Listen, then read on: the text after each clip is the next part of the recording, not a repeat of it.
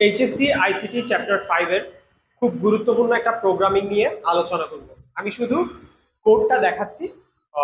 কোডটা ওই প্রোগ্রামটা হচ্ছে বাংলাদেশ বা যে কোনো একটা কিছুকে বারবার রিপিট করা।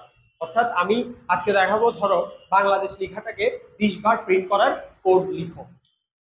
আচ্ছা, আমরা শুরু করছি। ইনক্লুড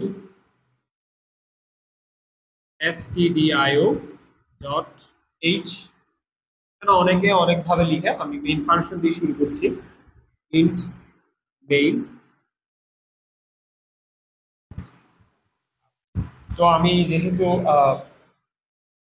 বাংলাদেশ লিগাটা কে 20 বার চালাবো, 20 বার প্রিন্ট করবো, নিশ্চয়ই আমার একটা লুপের প্রয়োজন আছে। ফর লুপ ব্যবহার করছি। আপনারা ওয়াইল লুপ দিয়ে করতে পারেন, ফর লুপ স্ট্যান্ডার্ড। তো আমি কি করব, আইটাকে স্টার্ট করবো থেকে, 0 থেকে স্টার্ট করতে পারি, 1 থেকেও স্টার্ট করতে পারি। আমি 0 থেকে স্টার্ট করছি।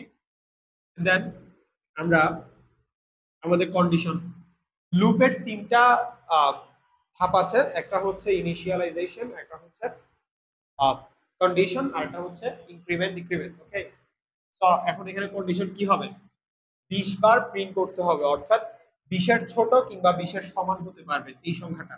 20 এর ছোট বা 20 এর সমান হতে পারবে, এর বেশি হতে পারবে না। That's why condition.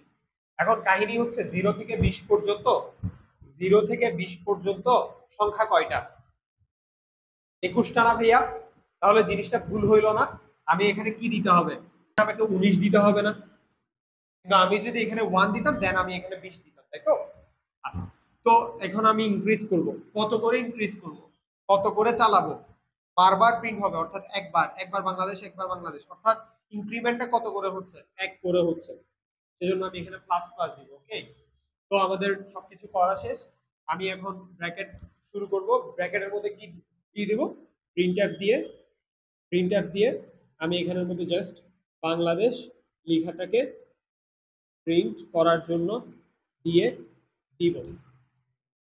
শেষ। আমি রিটার্ন 0 দিয়ে প্রোগ্রামটাকে শেষ করে দেব।